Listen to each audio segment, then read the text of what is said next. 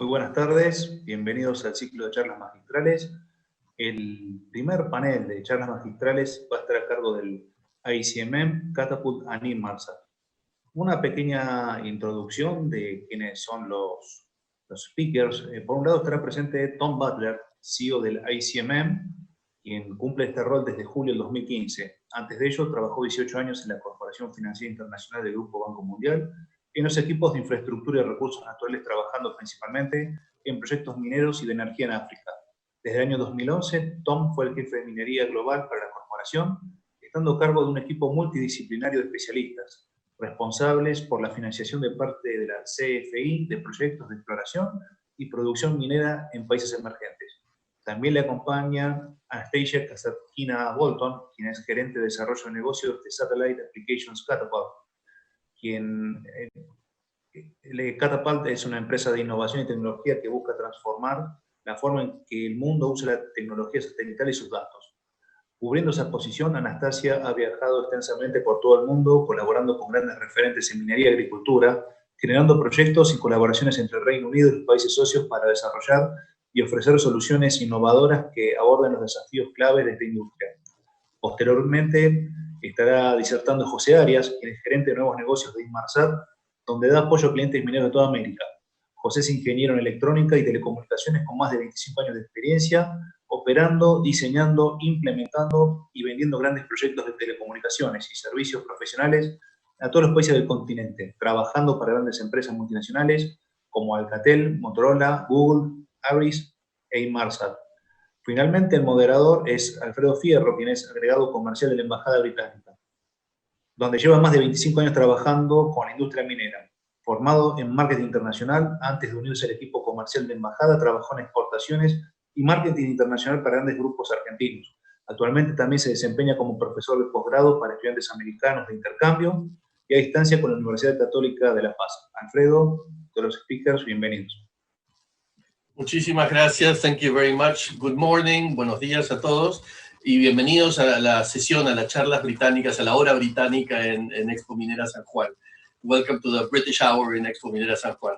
Es un gran gusto estar con ustedes hoy, aunque preferiríamos estar en presencia en San Juan, esa hermosa provincia. It's a great pleasure to be with you guys today, although we would much prefer to be in person in San Juan, the lovely province in the west of Argentina. Quiero agradecer muy especialmente, aparte del gobierno de San Juan, a Panorama Minero por esta convocatoria. I want to thank, aside from the government of San Juan, Panorama Minero for inviting us today. And our speakers, Tom, Anastasia y José, a nuestros oradores, Tom, Anastasia y José, gracias por sumarse. Hoy vamos a darles un mini pantallazo de lo que es la industria minera británica. Today we'll give you a quick snapshot of the British mining industry, que es la que alberga algunas de las mayores empresas mineras del mundo. It hosts some of the world's largest mining companies. Es una fuente de mejores prácticas en la industria, es a source of best practices in the industry. Algunas compañías ya están hablando de la minería sin agua, o sea, reciclando totalmente. Some of the companies are even discussing mining without water, i.e. recycling completely the water used initially, and that's it. And the whole ecosystems of suppliers to these mining companies, todo el ecosistema de proveedores a estas compañías mineras, de los cuales tenemos 9 en el pabellón británico, al cual les invito a visitar, of which we have 9 companies in the British Pavilion that I invite you to come and visit us. En el primer stand, el de recepción, tenemos un video con una música y con que te dan unas ganas, las imágenes de subirte a un avión enseguida. And in the first stand, we have a wonderful video that makes you want to jump on a plane to the UK immediately. So I hope you have a quick look at that as well. Antes de empezar, quiero hacer un agradecimiento muy, muy especial a Tom, y una aclaración, porque Tom preside, es director del Icmm, que como la I delata es un organismo internacional basado en Londres. Entonces es muy gentil de su parte sumarse al pabellón británico, pero quiero aclarar que su sombrero va más allá de lo británico. First, I want to thank you especially, Tom, because as the I in Icmm denotes, you head an international organization which is based in London, but you represent far more than the United Kingdom and companies from all over the world. So I thank you especially for joining this panel today. Así que sin más que eso, le paso la palabra a Tom. Muchas gracias por acompañarnos. So without further ado, Tom, the floor is yours. Thank you very much. Thank you very much, Fred, and thank you very much for the invitation to speak. Let me just find my presentation.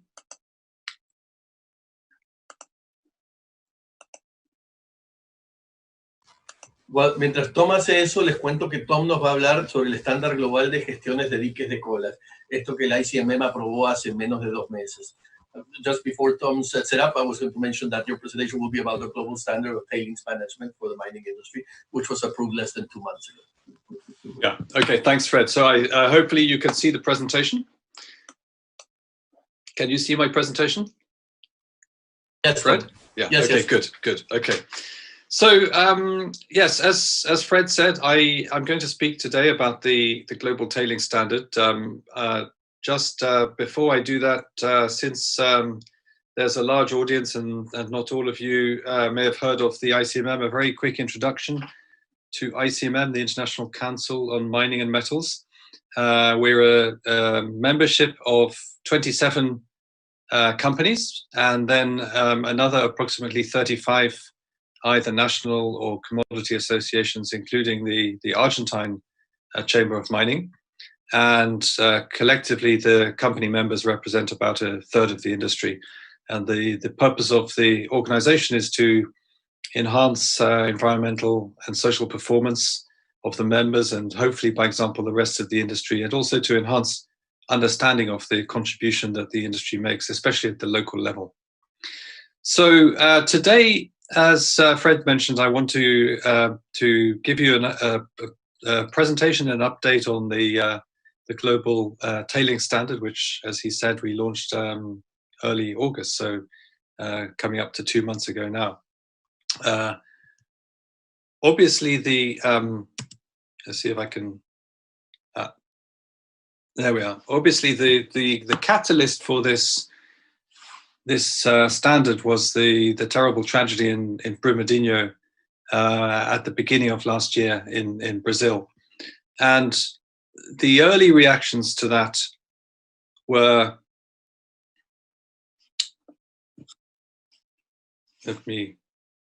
sorry, I'm having problems with my mouse. There we are. The early reactions to that were a very negative focus on not just the company, but also the wider industry. The press reaction was strongly critical of Vale and very critical of the industry's inability to readily provide information about tailings facilities. And of course, this incident followed on from the Samarco catastrophe, which was also a tailings collapse in Brazil, operated by a company owned jointly by Vale and BHP. Investor reaction was also negative. There were concerns that investors didn't fully understand the liabilities in tailings facilities. They were unable to get information quickly out of companies that explain the extent of liabilities that investors might be exposed to. And I think investors also felt that they hadn't followed up adequately themselves after Samarco, and they thought that they had taken appropriate action, but realized that perhaps more was needed. There were, of course, some very negative impacts in terms of investment for Vale itself. And we also saw some important industry stakeholders such as United Nations Environment Programme, Principles for Responsible Investment, the International Union for Conservation and Nature, all expressing strong concerns to ICMM and others about the situation, and that something needed to be done to minimize the chance of this ever happening again. So our response was led by the members. ICMM is CEO-led, so we met in Miami within a month of the tragedy with the CEOs of 27 members to discuss the response. And in February, straight after that meeting, we committed to develop an international standard for tailings facilities based on an independent global review. And we also committed that the standard, once completed, would be implemented by ICMM membership. In parallel, we began to engage with PRI, which is a coalition of responsible investors that represents more than 100 trillion, so very, very large coalition of investors. And then also with UNEP, who essentially represented their member countries and by implication also the citizens of those countries. And we talked to them about co-convening the review and negotiated and agreed a scope and approach and announced that scope in March 2019. And the first thing that we did as co-conveners was to find a suitable chair, and we identified and selected Professor Bruno Bell, who is a professor from Switzerland, also previously environment minister in Switzerland, so very well qualified to lead such a review. Bruno, once appointed, was in charge of selecting the rest of his team, and he put together two different groups to organize the review. The first was a group of experts who were going to do the legwork for the review, and they were drawn from a global pool, and we had, as you can see there, experts on health and safety, tailings, community experts, a legal and human rights expert, and an expert in safety and risk analysis.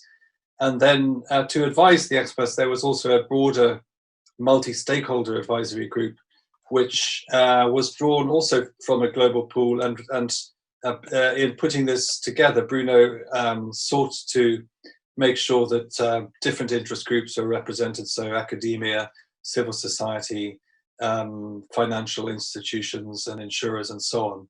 So that was the structure of the review. The panel began its work. They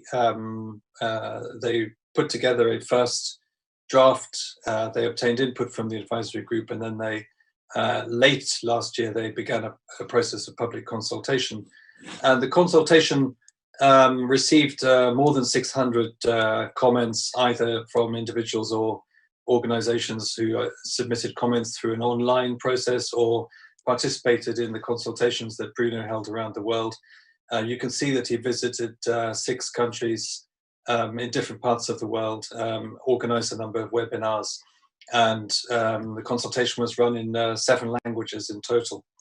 So a fairly comprehensive process, and on the basis of that, he updated the standard, and needless to say, incorporating all the different comments took a lot of time and effort, and the agreement amongst the co-conveners was that the final standard had to be acceptable to all 3 co-conveners as well.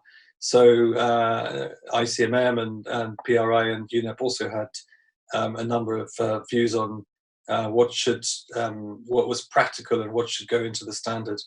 But the end result was that we, as I said, launched the standard in August 2020. This is the first global standard that can be applied to existing and future tailings facilities, and very importantly, it was endorsed by all 3 co-conveners, meaning that they all signed off on it essentially.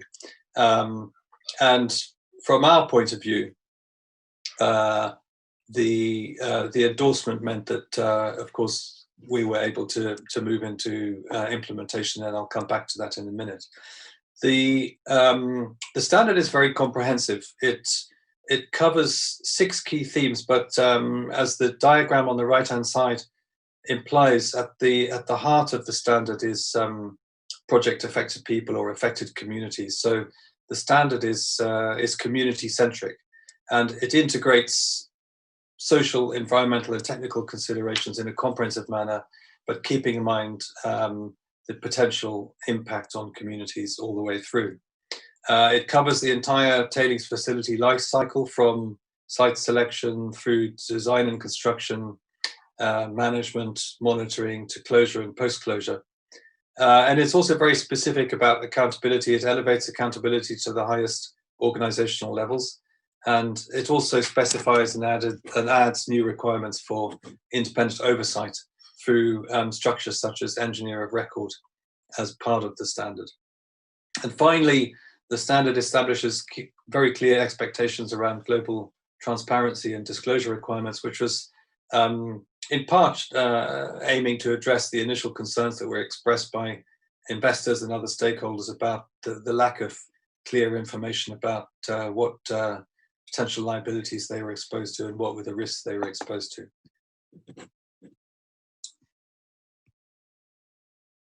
So what are we going to do about implementation of this standard? Well, the first thing, as I said, is that the standard will be integrated into ICMM's existing member commitments, and our existing member commitments include third-party assurance and validation. So that means that all of the commitments that ICMM members make, the member companies report on how they're delivering on those commitments, but they also have to obtain third-party assurance from a third-party expert in verification to essentially sign off on the accuracy of the statements from member companies about compliance. And then validation would be at the site level, where a validator goes in and looks on a site by site basis at compliance. The objective that we set ourselves is that all facilities with either an extreme or very high consequence classification as per the standard will be in conformance within 3 years of the launch date, and then all other facilities will be in compliance within 5 years. In parallel, the other co-conveners are also doing what they can to promote uptake beyond the ICMM membership. UNEP is supporting governments that wish to incorporate or build upon the standard in their national or state legislation and policies. And PRI, representing the investors, is going to be developing its own set of investor expectations, which its signatories would be expected to sign up to if they were investing in the mining industry, which I would expect will promote the take-up by any mining company with regards to implementing the standard. The uptake, I think, has already been started. It was very interesting. Last week, I was on a panel discussing this, and there was a lawyer on the panel who announced that the standard is already being integrated into loan agreements. So people who are lending money to mining projects are starting to think about requiring that the standard should be a covenant for their loans. We're also working on guidance. So to support the implementation of the standard, and also good governance and engineering practices for tailings management across the life cycle. This will be what is known as performance-based risk-informed guidance, or a guidance for a performance-based risk-informed approach, and also that would support continuous improvement in the management of tailings facilities to help foster and strengthen a corporate safety culture. The development of this guidance is being done by the ICMM membership, but with the advice of Dr. Norbert Morgenstern, who is a leading world expert in tailings. And then the final piece of work that we're doing is to develop a conformance protocol. So this is to support third parties, the assurers that I was talking about, to ensure integration of the standard into ICMM's existing assurance processes, to support companies doing self-assessments or independent third-party assessments. And the objective will be to provide a lot more detail and very concisely the evidence that assessors should expect to see or would need to look for in order to verify progress on implementation of the standard. The standard has, as it says there, 77 requirements, and the conformance protocol will map very closely to those 77 requirements. Both bits of guidance, the conformance protocol as well as the good practice guidance, will be published and made available to all, so everyone will be able to use these two documents if you're thinking as a company about implementing the standard. we'll be putting them up on our website, and the standard, of course, and all the associated documents are also on the Global Tailings Review website, which you can find easily on the internet. So that's all that I had to say. And just to conclude, the process whereby we developed this standard was what we call a multi-stakeholder governance approach. So by bringing multiple stakeholders to the table, we made our lives a little bit complicated, because inevitably multi-stakeholder processes are more complex and take longer, and there has to be discussion in order to agree something that's acceptable to all sides. But the big upside of such a process is that it is much more likely to be taken up very widely, and as I was saying, I think that's already happening. I think there will be some time required to get to implementation. As I said, our members have given themselves 3 years for the high consequence facilities, but I think it's something to think about if you're a company, because sooner or later finance providers and others will probably be asking you to demonstrate that you're in compliance, or explain how you're going to get into compliance. So that was all that I had to say. Thank you very much for listening, and I'll be here for questions once the other speakers have gone through their presentations. Thank you, Fred. No, thanks to you, Tom. We will actually be doing the questions for you now, so as to separate you from the British panel, let's say. So we'll be taking questions from the audience. We already have a few that we have received. The first one is, do you have evidence of other industries having done something similar? Because sometimes it feels like mining always has more responsibility and a worse image in front of the community. So are you aware of other industries having done something similar in the past? Yes. So, for example, after the Macondo oil catastrophe in the Gulf of Mexico, a very similar review was put together, and some of the experts actually that participated in that review also participated in this review. The safety expert, for example, they didn't come up with a standard, but the review was very comprehensive and had a large number of recommendations, most of which were incorporated by the US government directly into so that's one example. And then the other example, which is admittedly from our own industry, but was very much a model for this approach, was the Cyanide Code.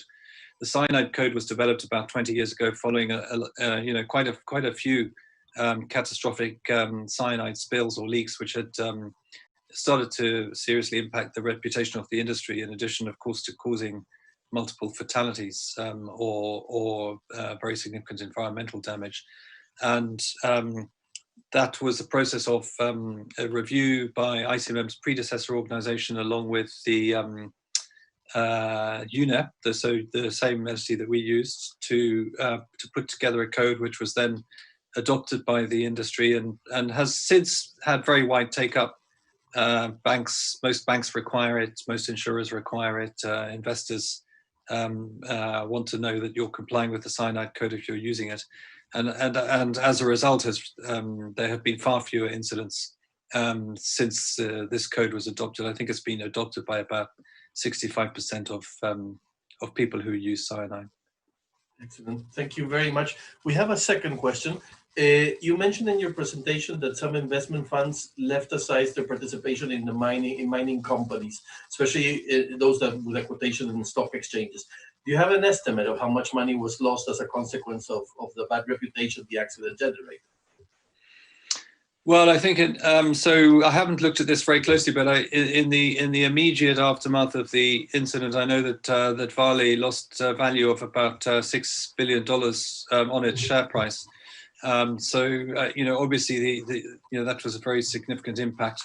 I think that you always have to separate different issues, because one thing that happened was with Vale having shut down quite a few of their mines, there was less iron ore supply, so the iron ore price went up, and so ironically, that value was recovered. But I think the longer term consequence was that some investors, especially generalist investors, felt that they didn't really understand the risks that they were dealing with in the sector, and therefore were less comfortable. And of course, our objective is to provide reassurance to generalist investors. Most specialist investors do understand mining and have a sense as to the risks they're taking. But if you're to go after the much larger pool of capital, then we need to make the industry something that generalist investors are comfortable with. Excellent, thank you. And there's another question. The standard, although it was created by Icmm and other players, is it intended at some point to be a guide for governments when making policy, or that was not really the intention? I don't think that was an explicit intention, but I think so. 2 or 3 things to say. First of all, that as I said, the UNEP is actively promoting the standard to governments. Some governments feel that they have very robust systems in place already. Some less so, but even some very developed countries. So, for example, in some of the Australian states have been looking at the standard and making sure that their own regulation covers all of the aspects as comprehensively as the standard. So everyone is thinking about this, and if they don't adopt the entire thing, maybe thinking about parts that could be adopted. And then I think the second thing to say is that very often governments, when something like this happens, they don't immediately jump to adopt it or to incorporate it into regulation, because they want to see how it works and whether it proves itself. So that might take a little bit longer. They might want to see it in action for a few years, and that it's been tested.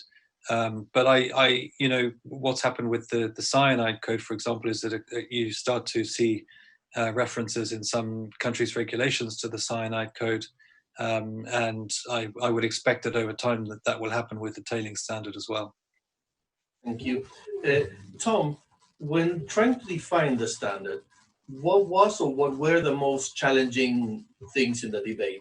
I mean, I would imagine defining timings, because there's a strike contrast between what's desirable and what's attainable. But what were the more critical things in the discussion, or difficult things in the discussion? Well, there were a number of difficult issues. I think the scope was probably the most challenging. Some people felt the scope should be narrower and more technical, and some people felt it should be wider and focused on the community aspects as well. I think where we came out is, as I said, all 3 co-conveners endorsed it. So where we came out was acceptable to all 3 co-conveners. In the end, the standard looks at 2 things. The standard looks at minimizing the chances and the risks of this happening, but also making sure that we're properly prepared if, despite taking those precautions, we still have something that happens. So thinking through very carefully emergency procedures, making sure that they're rehearsed and drilled, and that people do practices. And I think by putting all of that on the table, it actually ultimately would give more confidence to communities, in the same way that when you get on an aeroplane, you have your safety briefing, and you've got confidence because it's being addressed up front. And I think the standard, by putting these issues on the table very clearly and in a global way, will, I hope, also boost community confidence. Thank you, Tom. And we have one more from the public, which is, what happens to a member company of Icmm that does not follow the standard, or chooses not to follow the standard, or you catch not following the standard? Is there a consequence to that? Well, I mean, the first thing to say is that we're not, Icmm is not a regulator. We don't regulate our members. But as I said, there are some very sort of demanding disclosure requirements as part of the standard. And if a company's not complying, it's going to be very obvious because of those disclosure standards that they're not complying. And I would expect that a company that's not complying is going to be held to account by host communities, host governments, and investors. So I think because of the disclosure, there's a very strong incentive for companies to comply. Thank you very much, Tom. I think that we're more or less on time, bang on time. Is there anything else that you would like to add before we finish this part of the presentation? No, thank you. Thank you very much for the interesting questions, and thank you for listening to me. No, it's a pleasure having you. Thanks a lot. Thanks, Fred. So we'll now move to the other part of the session with Anastasia Bolton.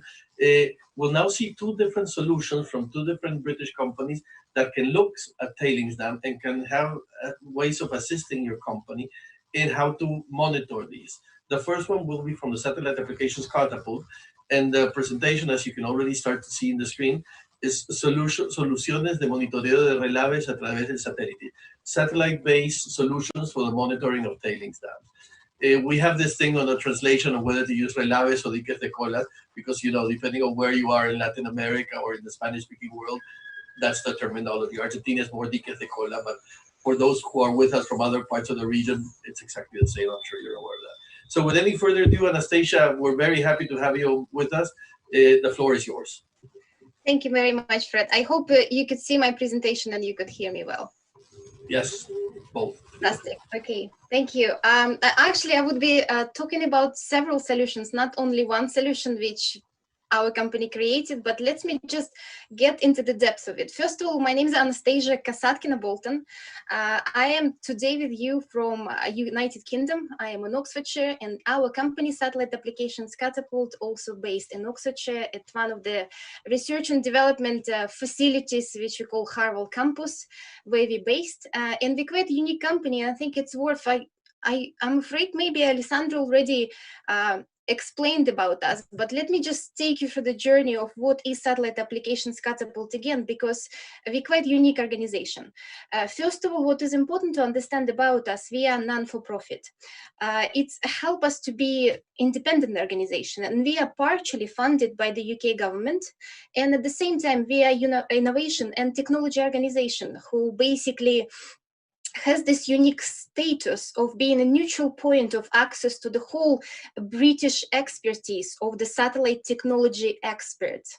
So we are your point of entry to the space industry in the UK, because what we do, we collaborate with others, and we create those collaborative circles between the government, between the academy, between the businesses to create new projects. And the main purpose of our company is actually to grow this space satellite industry and to develop satellite applications and to commercialize them as well, as in the UK and globally. At the same time, because we are innovative and technology company, we also do technology ourselves, and we're maturing those new technologies, and we're supporting businesses at the same time and opening up the new markets. And one of those new markets which we open up with space is, of course, mining market as well. But I also wanted to explain you today why space. You might be wondering why you're telling me about space. As my understanding as a mining business, I presume you might have used already the imagery from space, maybe for the exploration purpose. But there is a much more into it right now. And the space industry been undergoing the transformation for the last 10 years. We now have so much imagery available. We now have so many providers, and every day you're hearing another news of the new satellites being launched. So we're getting more and more data. Data become cheaper, and we even have a free data now available. For example, program from the European Space Agency, Copernicus, there's a satellite Sentinel. There's a data which is absolutely free, and you can use this data, analyze this data, and get those insights of the data. But also the business model is changed. If before you would probably purchase the large image of the large piece of land cover, where now you could purchase the smaller images, they are cheaper, but you can have a stack of the images from the different dates. So you could detect the movements and the changes of on the land cover basically itself. And of course, the technology went far away, and we have much better sensors. It's a better resolution we have on this imagery. There's an automation and processing. It's artificial intelligence, technology which makes us feel safer like a blockchain, and so on. So I wanted to tell you a little bit more probably in detail of what the satellite applications already offering, not only in regards of the tailing storage facilities, but basically for the mining. I wanted to take you through this very short and brief journey, because in the Catapult, we're looking into the 3 different pillars, we call it, which basically, first of them is related to environmental monitoring. Here I would say very important to remember and understand that satellite data goes way back in the past. We could go 10 years back, 20 years back, even 40 years back with some satellites. So what does it give us? It gives us an information about a certain location, which we could monitor from the past till now and understand the changes and development. So this gives us an opportunity, of course, to model for the future risk, to understand what is going to be in the future, and to make sure the future is much better for us. And within the environmental monitoring, we would say there's a satellite applications like, for example, environmental baseline, or you could just monitor environmental impact. Next big pillar which we have and which we explore within the technology is, of course, social engagement. This is a very important topic, and the satellite data, satellite imagery could not be the best tool to actually explain anyone on the planet what really is going on at a certain place, because it's a very, very visual information, and you can understand it no matter what kind of education you have. And the satellite data is used to create the tools which would actually to help to build the trust within the stakeholders of the mining, help to build the trust with the local communities, the local governments, because you could really show the benefits, the improvements of the area, like social investment, for example. The third one, and the one that we're getting into what we are talking today about, it's the tailings storage facilities and its possible monitoring, remote monitoring from space. Our third pillar, it's operational efficiency. Basically here we always bring in all the satellite applications which would help you as a mining business to make a better decision, to make decision at near real time. About the applications within the operational efficiency, we are talking for the exploration purposes, where we could map minerals using imagery from space, or we could understand where to locate solar panels or wind turbines much better using the satellite imagery and the analysis of this imagery. And of course, the tailing storage facilities and infrastructure, large infrastructure of your mining facilities, this also could be monitored with using of the satellite data. Let me tell you a little bit more on the actual monitoring of the tailing storage facilities. I think here is very important to understand that the satellite technology as such is global. Is global and it is independent because there is so many providers of the satellite data, and it is remote. It is very important to understand that you could be anywhere using this information, using this intelligence. And what it does, it's collecting the data, we process the data, we convert it in actionable intelligence, and you can use it for efficient exploration, extraction, closure of the mine. And within the tailing storage facilities, those are on the screen examples already where applications from space looking at. For example, volume or area of the deposit. You could monitor from space the growth, actual growth, and compare it to the plant growth of your tailings. And you could understand, is the construction working effectively or something needed to be changed, because you can look at the past and you can analyze. Or let's say we take water. We could also understand the changes within the water. Do we have any water? How much water we have? How the water changes, and so on.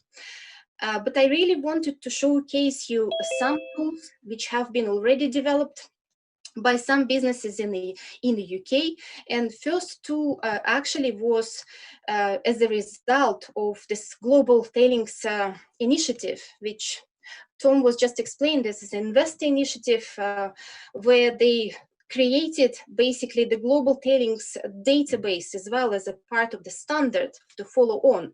And we as a satellite applications Catapult have been the technological partner in helping to create this global database of the tailing storage facilities. This project was funded by UK government, and I wanted to share a little bit with you about this project because it's quite unique project. We call it Tailing Sense, and the Tailing Sense platform is being built with participation of the several British space businesses. And the result of the Tailing Sense platform, we have a platform which has an ability to detect tailings worldwide, active or non-active tailings. Also, this platform has an ability to understand stability of the tailings, either there's physical stability or chemical stability.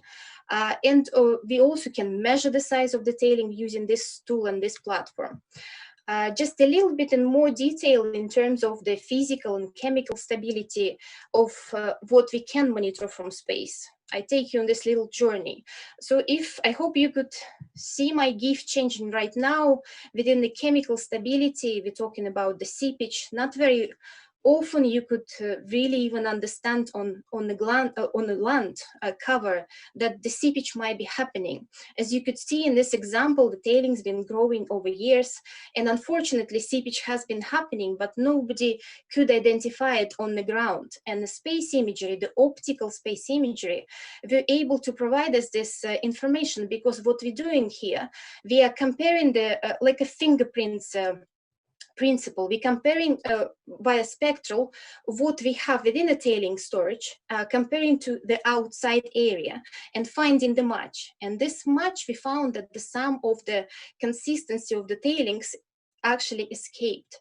So we were able to identify the seepage in this case, or physical stability monitoring. With the physical stability of the tailing, we're talking about completely different system of the satellites. We're talking about the radar satellites, and you might not know that with the imagery from space, we are able to identify the millimetric movement of the ground. How this done is very simple. It's basically one point on the ground identified on the image, and from image to image, from date to date, we monitoring this exactly same point, and we could understand the movement of this point 2 millimeters. This is possible with the free satellite data. For example, this could be done with the Sentinel data, which is European Space Agency program Copernicus. Let me show you a little bit in detail so you understand more. We of course not talking only about one point, we talking about multiply points. And when we have points on the crest, and then we have different points on the bench, and we monitor those points, as you could see in this example, in 2017, those points been moving slightly and developing together, but closer to 2019, they suddenly start movement into the different ways. So this is definitely tells us the story that the movement is happening. So there's some actions need to be happen on the ground and further investigation. This is how it showcased in Tailing Sense platform. Now let me take you to the slightly different company. This is company called Spotted. This is also UK company, and Spotted was actually the one who developed this chemical stability monitoring of the tailings facilities within the platform. Spotted is one of the SMEs in the UK. It's the Earth observation company. And within the Tailing Sense platform, they've been working on the seepage, and the platform is able to automatically identify the seepage, and it's also automatically classifying the water. And imagery and information is updated every 5 days on that one. And here is an example of this. So you could see the visual identification, how it's done. Another project, or probably I would say another company who is leading this project, this Inmarsat is another tool Again, this been created by a group of the British companies. Our company was one of the participants, but this project was led by the company called HR Wallingford.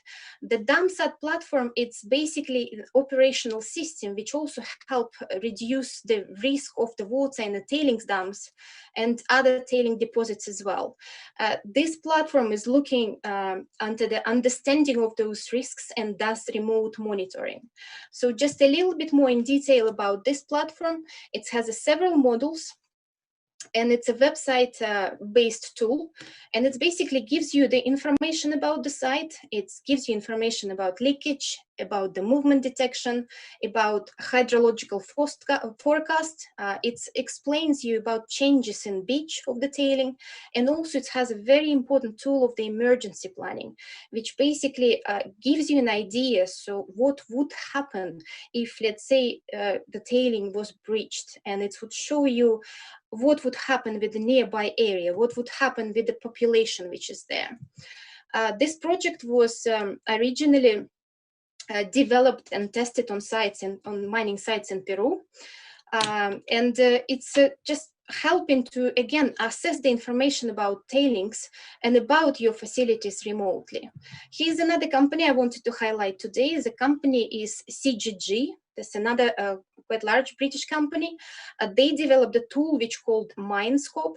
And the MineScope is basically, again, enables operators like yourselves probably to make more informed decisions, but they look a little bit deeper. So they also look at the geological, geotechnical, and safety-related decisions throughout the whole life cycle of the mine. And here is some examples. So as you could see, the MineScope shows the topographic models, again, using this radar data, which I was mentioning earlier. It's using the changes in the volume of the tailing. It also shows the deformation of the ground using the radar data again. So there is plenty of choices today within the space industry to help you to get the extra tool which would help you to remotely monitor your facilities. And to find out more about space, to find out more about what is today available worldwide, not only in the UK, I'm inviting you to become a member of the MineSense group, which we set up in the Catapult. This is an international group where basically mining and space, discussing what challenges mining has and what solutions space offering, or what solutions space could be offering to mining. Please join us on LinkedIn and just follow. And I would be happy to receive any questions, and please feel free to write me an email. I can connect you with other British business, and I know one of those British businesses is speaking right just after me. So Fred, I imagine you would be introducing Jose. Indeed, Anastasia, thank you very much. Anastasia Kasatkina Volson, let me say it properly this time. Long surname, I know. I didn't want to chance it, it's only that. Thank you very much, that was a great presentation. We'll do the questions after Jose's presentations for the two of you together. Just to say, if any one of you happens to visit the Satellite Applications Catapult in the UK, the layout they have there to receive people and the type of demonstrations you can get once there are amazing. You really get a full immersion into how these technologies work. So I really encourage you to do that. So thank you, Anastasia. We'll be back with you in a second. We'll first go to Jose Arias. Jose represents Inmarsat, and his presentation today is called Tailings Insight. And Jose's presentation will be in Spanish. Thank you very much, Jose. Over to you. Muchas gracias, Alfredo. Buenas tardes a todos. Mi nombre es José Arias de la compañía Inmarsat.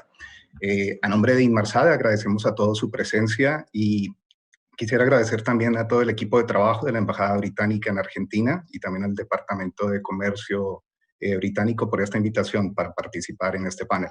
Es un gusto estar con ustedes. Estaremos hablando de tecnología satelital, también aplicada para la gestión de los diques de colas o los tranques de relaves, como se le llaman en otras partes de las Américas. Y espero que sea una presentación provechosa. Al final de la presentación vamos a pasar a la sesión de preguntas del panel. Primero quisiera hablarles un poco acerca de Inmarsat. Inmarsat es una compañía que fue creada por las Naciones Unidas hace 40 años con el objeto de crear una red de telecomunicaciones para evitar la pérdida de vida en el mar y en sitios remotos debido a accidentes. 40 años después de esto, somos una entidad independiente de las Naciones Unidas, pero tenemos la herencia de desarrollar productos de alta disponibilidad y de alta seguridad para todos nuestros clientes.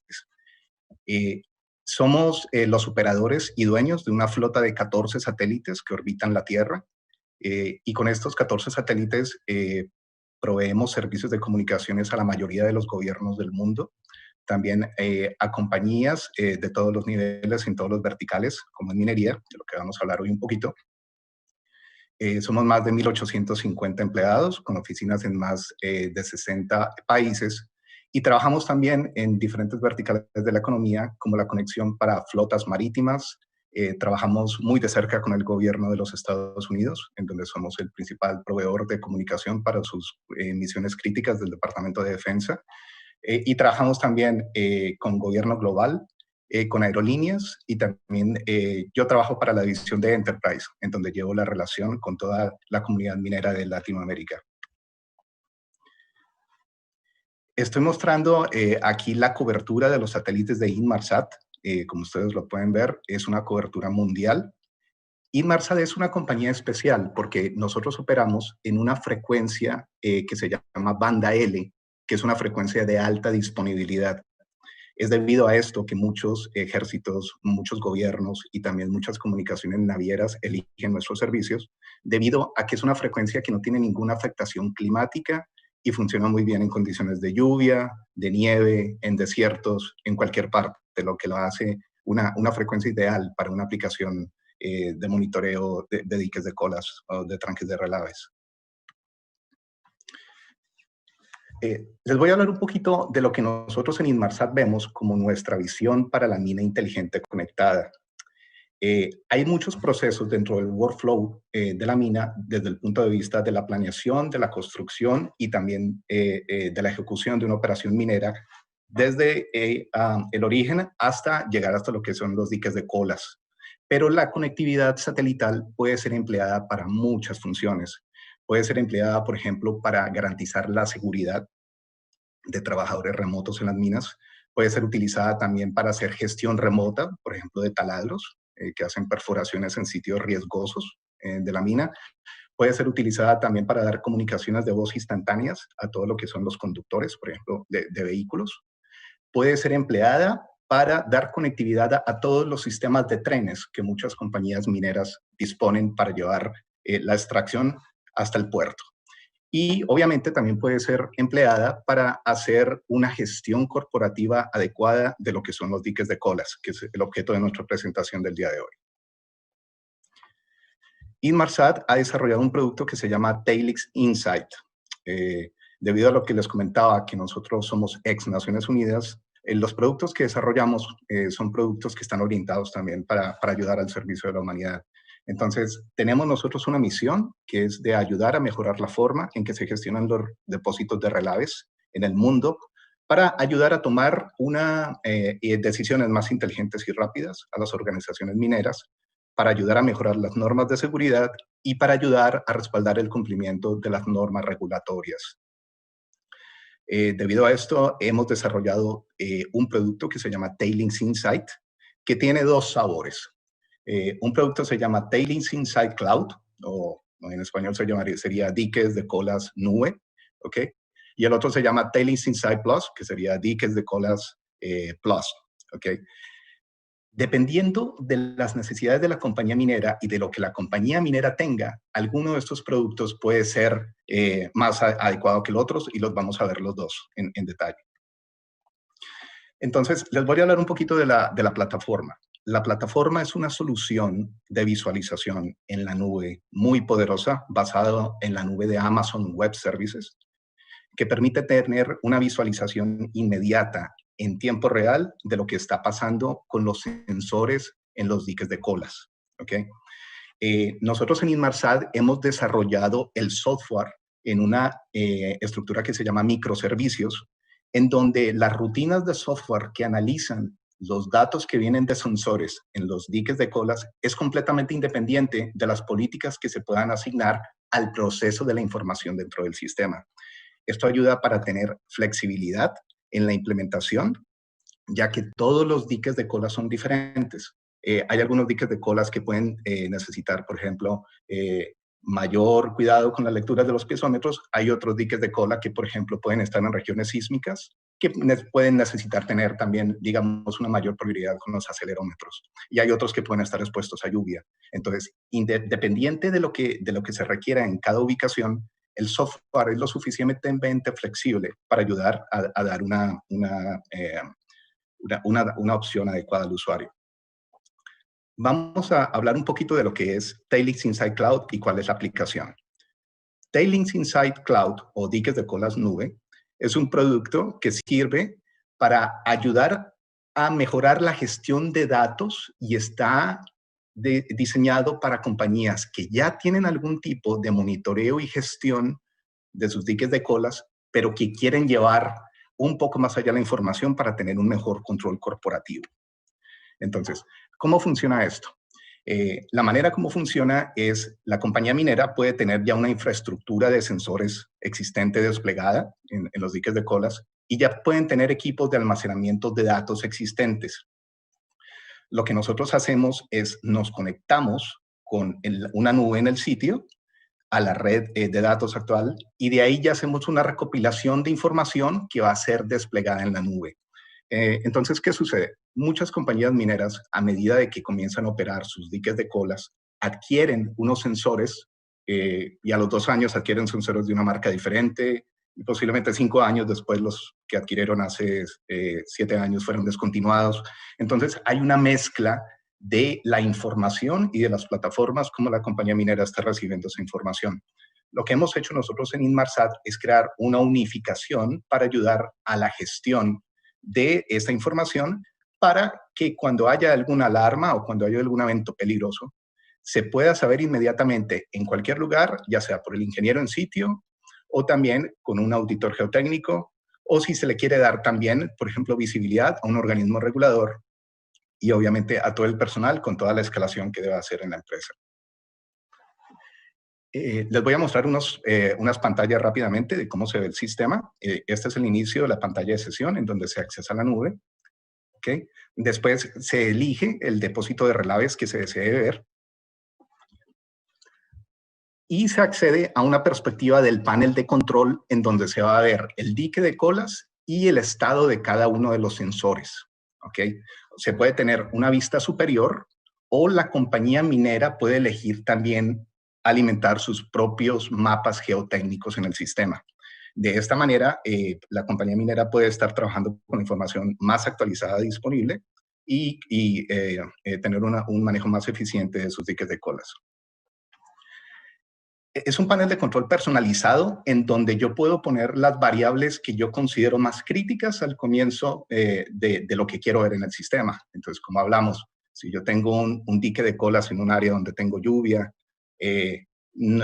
quiero ver, por ejemplo, el nivel de los sensores, por ejemplo, de altura de agua, o si yo tengo un dique de colas en otro lugar que fue construido con una tecnología de upstream o downstream, yo necesito ver otras cosas.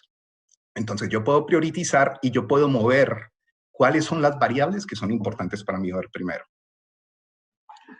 Esto es uno de los mayores valores agregados del sistema, en mi opinión, como ingeniero. Y básicamente es algo muy novedoso, y es que el sistema permite hacer un corte transversal del dique de cola y ver cuáles son los niveles actuales contra los valores del diseño. Eso quiere decir de que el operador va a poder analizar rápidamente si las desviaciones son críticas o si hay alguna situación peligrosa basada en reglas en donde él tenga que tomar una decisión. Entonces, no es igual tener un piezómetro alarmado con tener 2 piezómetros alarmados al tiempo y un acelerómetro también disparándose que puede significar una ruptura. Entonces, la capacidad de hacer un corte transversal de análisis permite agregar la mayor cantidad de valor al análisis de la información. Y también el sistema cuenta con un diario de ingeniería con el cual el ingeniero, cuando, por ejemplo, hay un problema con un piezómetro o hay un problema con un sensor, puede documentar antes, durante y después de la solución del problema. Entonces, dependiendo de la severidad de un problema, hay problemas que tienen que ser solucionados inmediatamente, otros con un periodo máximo de 2 horas, 6 horas, 12 horas, dependiendo de cuál sea la política de la compañía minera, si es una alarma mayor o menor o sencillamente informativa. El diario de ingeniería permite que las compañías mineras puedan también argumentar delante de los entes regulatorios que ellos están cumpliendo los tiempos de solución de problema. Esto es muy importante porque también permite que los ingenieros puedan también decir, este es el caso que yo encontré, esta es la solución que yo apliqué y este es el tiempo que me tomó realizar. Les voy a hablar rápidamente ahora. De lo que son la solución de Tailings Cloud, de Tailings Insight Plus, que es diques de colas plus de Inmarsat. Esta es una solución que está orientada para compañías mineras que no tienen un sistema desplegado de sensores y de data loggers, por ejemplo, donde están recibiendo la información. El beneficio es que Inmarsat, nosotros como Inmarsat, gestionamos remotamente el sistema y les voy a explicar un poquito cómo funciona. Lo que se hace es, en coordinación con la compañía minera, se desplegan los instrumentos y los sensores, se desplegan también los data loggers, y nosotros colocamos un kiosco que se alimenta con energía solar al lado del dique de colas, y ese kiosco recopila la información, lo envía a través de la nube del enlace seguro satelital de Inmarsat. La recopilación de datos se hace en la nube y permite inmediatamente que haya visibilidad para el ingeniero en sitio o el escalamiento adecuado. Entonces, como les platicaba, es muy importante esto, como lo mencionaba Tom en su presentación. La transparencia de la información es uno de los factores claves en el desarrollo de cualquier estándar. Y esto lo que permite es que haya transparencia inmediata en la información de lo que está diciendo un sensor que está pasando en un dique de colas. Entonces, rápidamente un resumen. Entonces, podemos hablar que Tailings Insight es adecuado para usted, para una compañía minera. Si usted ya tiene la versión de nube, si usted ya tiene un sistema actual en donde ya está haciendo un monitoreo, pero necesita consolidar esos sistemas de monitoreo en una sola plataforma para no recibir información de muchas partes, sino unificarlo y tomar decisiones allí. Y la solución de diques de colas plus es para una compañía minera quien está en este momento siguiendo procesos manuales, que no tiene sensores desplegados ni tiene una automatización, y en donde Inmarsat, a través de nuestra red mundial, garantizamos un cumplimiento con un nivel de servicio del 99.9%. Okay. Para la Argentina, quisiéramos también presentarles nuestros dos partners que trabajan fuertemente con nosotros en muchos verticales, también en minería, que son las compañías GlobalSat de Argentina y Icmm Argentina. Las dos compañías son representantes de Inmarsat, son nuestros representantes en Argentina, y aquí están sus datos de contacto, y ellos pueden ayudarles y agregar valor directamente con servicios adicionales locales de mantenimiento, de consultoría, y también para ayudar con muchas otras necesidades dentro del proceso minero. Bueno, esta es la presentación que tenía para ustedes. Muchas gracias, Alfredo. Jose, thank you very much. We will now do questions for both Jose and Anastasia. We have just under 10 minutes for this. So the first question for both of you, have any of the solutions you presented today, are any of those operational in Latin America and even in Argentina now? Anastasia, do you want to go first? Yeah, absolutely. I think because of the remote nature, they could become operational anyway. And because your facilities are quite unique facilities, I think it still has to be tailor-made for you and adapted for you. So just email and find out if there is a particular location you are interested about. And I would be happy to have a look and just check for you. But sorry, maybe I wasn't too clear. Any of the solutions you presented, are they operational already in Latin America? Because I believe you did mention Peru, for example, briefly. The DAMSAT is definitely operational, but it could be operational anywhere in the world, including Latin America. Yeah. Thank you. Jose, how about yourselves? Okay, very well. Thank you, Alfredo. Inmarsat has deployed one system in North America. Okay, we have not deployed yet one system in Latin America. We are in conversations with different mining companies because, as Anastasia mentioned, the requirements for every mining company is a little bit different. So we are working on different points of concept right now in order to bring up to test to several companies. Excellent. Again, a question for both of you, and thanks for being so short in your answers. I imagine the satellite technology has another beauty, which is that the information can be shared between different stakeholders. So what the eye from the sky sees, you could conceivably give to governments, companies, NGOs, communities. Is that a format that you have seen elsewhere in the world? Is that something that happens? I can go first if you like. This is absolutely happens, and I think that's the uniqueness of the satellite information. But again, when we think about the satellite data, it's not just an image which each of us can interpret of what we think about the image. It is actually analysis of the image and a certain interpretation for the certain stakeholders, because it's not necessarily you want to explain to communities and to the governments exactly the same thing, because they have completely different interest in the data and information. So yes, it's absolutely, again, tailor-made in terms of what exactly of the insights you want to showcase and you want to explain to the certain stakeholder group. Thank you. Jose, in your case, I'm not sure if this applies the same way, no, but... Yes, absolutely. What we have found, Alfredo, after talking with several mining companies in America, is that some companies find more important to take a look to the information from the sensors, and some other companies take as more important, like Anastasia said, to take the information, for example, from an INSAT reading. That depends very largely of the organization itself, not as well of the mining process itself. There are some mining companies who are more IT related or more IT advanced than others.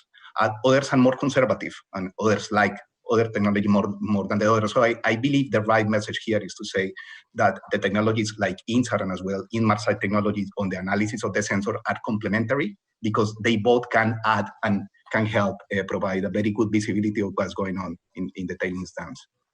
Excellent. That's very helpful, Jose. And we have one last one from the audience, which is, in your experience of the companies that you work with of monitoring tailings dams, what do you see are the most repetitive problems? Rains and seismic movements, or accumulated water levels? Do you have a feel for that? I know it's a very specific question, but I don't know if you have a feel for that. Well, I can probably start. As you probably can guess, I'm not a very technical person, but I can definitely say that the level of the rain, for example, and forecast data, it's an important part of some of the platforms, and it's usually embedded into the platform. So it could definitely have a massive impact on the stability, and understanding of this data is really important. But in comparison to what could be influenced, and again, it's probably depending on the location, it's probably depending on the structure of the facilities, depending on what facilities actually have inside the facilities, how much water you have prior to this happening. So it's many variables, and probably very individual to each of the tailing storage facilities. Thank you, Anastasia. Jose, do you have a feel for this question? I know it's a technical question, so I appreciate it's a feel more than anything exact, because it will vary on every case. Yes, absolutely. Thank you, Alfredo. What we have found is that changes depending on the country and the region where the mining company is located, where the tailings dam is located. For example, if you go and see a tailings dam in Brazil, in an area where it rains a lot, and with an old technology of construction of the tailings dams, and they are in the middle of the rainy season, so it's critical for them to monitor the water level. But for example, if you go to Peru and you see, or to Chile, and you see a region where it doesn't rain that much, but for example, they are subject to seismic activity, that's an issue for them. So that depends. What we have seen is definitely water level measurement is common to all that we have seen, but is more significant for some than for others, for sure. Thank you very much. We'll call it a day here. Jose, Anastasia, Tom, thank you very much for joining us today for this wonderful session. I want to thank Panorama Minero in particular. I understand from the comments I've been receiving on the site that we've gone out without a technical glitch, so it's worked perfectly well. That's always what we're always hoping for, so congratulations. Thank you very much, Alejandro. It's a pleasure to do this together. Thank you very much. Okay, thank you, Alfredo. Thank you. Thanks to Tom, Anastasia, and Jose for the presentations. It's incredible how the technology is improving day after day in order to monitor tailings dams and everything related to incidents related to my industry. Alfredo, muchas gracias a ti y al equipo de la Embajada Británica para hacer posible las presentaciones de Tom, Anastasia y José. Muchas gracias. Que tengan buenas tardes. Gracias. Gracias a ti, Alejandro. Buenas tardes. Continuamos con el ciclo de charlas. Muchas gracias. Gracias a todos.